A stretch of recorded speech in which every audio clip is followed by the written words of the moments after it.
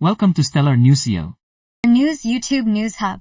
Stellar News PH, YouTube news channel. Subscribe now. Dito sa Stellar Network ay siguradong updated ka sa showbiz news at iba pa. Kaya kung first time mo dito ay mag-subscribe ka na.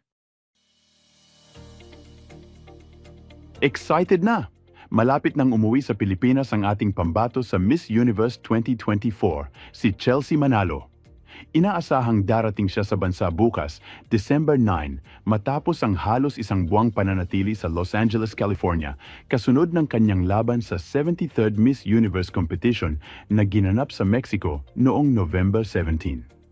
Bagamat hindi niya nasungkit ang corona, gumawa pa rin ng kasaysayan si Chelsea bilang kauna-unahang Miss Universe Asia, isang continental title na ipinagmamalaki hindi lang ng Pilipinas kundi ng buong Asia. Ayon kay Chelsea, sabik na siyang makabalik at makasama muli ang mga Pilipino. I'm excited and looking forward to being around the whole fans again, being with my friends, with my family in the Philippines, and to celebrate the victory, the history that we have, the title that we have for the Philippines as Miss Universe Asia. Ani niya sa isang panayam. Namiss ang pagkaing Pinoy at kultura ng Pilipinas, hindi na itago ni Chelsea ang pananabik sa mga bagay na sobrang namiss niya habang nasa abroad. I really miss Filipino food, the weather, and of course, my kababayans. Our culture is so unique. Being Filipino is something I am very proud of, dagdag pa niya. Binigyang diin pa niya ang pagmamalaki sa kulturang Pilipino matapos marinig ang mga kwento ng ibang kandidata sa Miss Universe.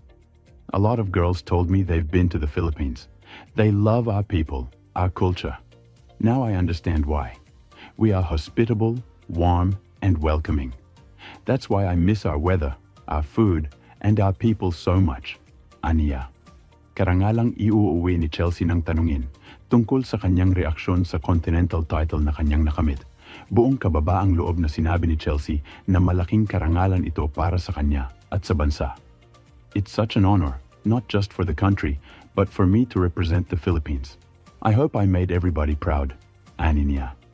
Dagdag pa ni Chelsea, may mga posibilidad din siyang maglakbay kasama ang ibang queens mula sa iba't ibang kontinente. We've heard about projects in different continents.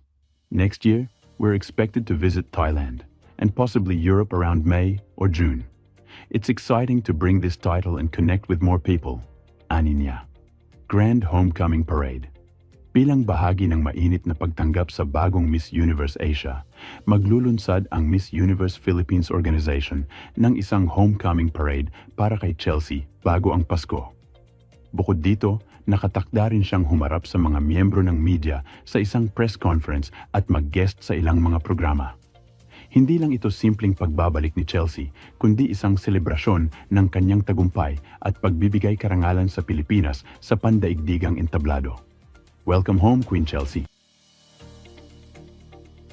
Excited na! Malapit nang umuwi sa Pilipinas ang ating pambato sa Miss Universe 2024, si Chelsea Manalo. Inaasahang darating siya sa bansa bukas, December 9, matapos ang halos isang buwang pananatili sa Los Angeles, California, kasunod ng kanyang laban sa 73rd Miss Universe competition na ginanap sa Mexico noong November 17. Bagamat hindi niya nasungkit ang corona, gumawa pa rin ng kasaysayan si Chelsea bilang kauna-unahang Miss Universe Asia, isang continental title na ipinagmamalaki hindi lang ng Pilipinas kundi ng buong Asia.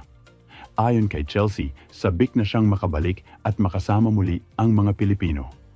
I'm excited and looking forward to being around the whole fans again, being with my friends, with my family in the Philippines, and to celebrate the victory, the history that we have, the title that we have for the Philippines as Miss Universe Asia. Ani niya sa isang panayam. Namiss ang pagkaing Pinoy at kultura ng Pilipinas, hindi na itago ni Chelsea ang pananabik sa mga bagay na sobrang namiss niya habang nasa abroad. I really miss Filipino food, the weather, and of course, my kababayans. Our culture is so unique.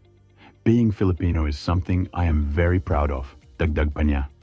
Binigyang diin pa niya ang pagmamalaki sa kulturang Pilipino matapos marinig ang mga kwento ng ibang kandidata sa Miss Universe. A lot of girls told me they've been to the Philippines. They love our people, our culture. Now I understand why. We are hospitable, warm, and welcoming. That's why I miss our weather, our food, and our people so much. Aniya. Karangalang iuuwi ni Chelsea ng tanungin tungkol sa kanyang reaksyon sa Continental title na kanyang nakamit. Buong kababaang loob na sinabi ni Chelsea na malaking karangalan ito para sa kanya at sa bansa. It's such an honor, not just for the country, but for me to represent the Philippines. I hope I made everybody proud. Ani niya. Dagdag pa ni Chelsea, may mga posibilidad din siyang maglakbay kasama ang ibang queens mula sa iba't ibang kontinente. We've heard about projects in different continents. Next year, we're expected to visit Thailand and possibly Europe around May or June. It's exciting to bring this title and connect with more people. Ani niya. Grand Homecoming Parade. Bilang bahagi ng mainit na pagtanggap sa bagong Miss Universe Asia, maglulunsad ang Miss Universe Philippines Organization ng isang homecoming parade para kay Chelsea bago ang Pasko. Bukod dito, nakatakda rin siyang humarap sa mga miyembro ng media sa isang press conference at mag-guest sa ilang mga programa. Hindi lang ito simpleng pagbabalik ni Chelsea, kundi isang selebrasyon ng kanyang tagumpay at pagbibigay karangalan sa Pilipinas sa pandaigdigang entablado. Welcome home, Queen Chelsea. Ano ang masasabi nyo sa issue natin today? Feel free to comment your This has been Angelo, hanggang sa susunod na balita.